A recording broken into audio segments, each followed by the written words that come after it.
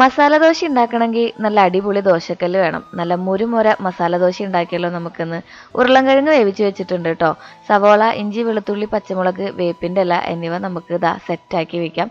Chopper കൂട്ടനിൽ ഒന്ന് അടിച്ചെടുക്കുകയും ചെയ്യാം. തൃശ്ശൂർ ടൗണിൽ മസാല ദോശയ്ക്ക് പേര് കേട്ട ഹോട്ടലുകളിൽ പോലും പണ്ടത്തെ രുചിക്ക് നമ്മുടെ മസാല ദോശ കിട്ടണില്ല എന്നാണ് പറയണേ. അതുകൊണ്ട് തന്നെയാണ് നമ്മൾ വീട്ടിലുണ്ടാക്കാൻ പോയത് കേട്ടോ. നമ്മൾ ചോപ്പർ കൂട്ടനിൽ അടിച്ച് വെച്ചിട്ടുള്ള എല്ലാ സാധനങ്ങളും കടുക് പൊടിച്ച എണ്ണയിലേക്ക് ഇട്ടിട്ടുണ്ട്.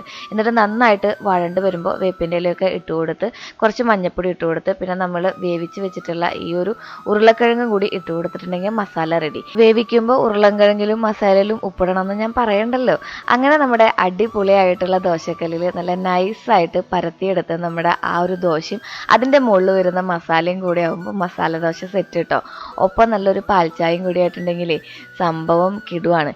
ഇനിയിപ്പോൾ ഹോട്ടലുകളിലൊന്നും പോണ്ടാന്നേ, ഇതൊക്കെ നമ്മുടെ വീട്ടിൽ ഭയങ്കര എളുപ്പത്തിൽ ഉണ്ടാക്കിയെടുക്കാൻ പറ്റും.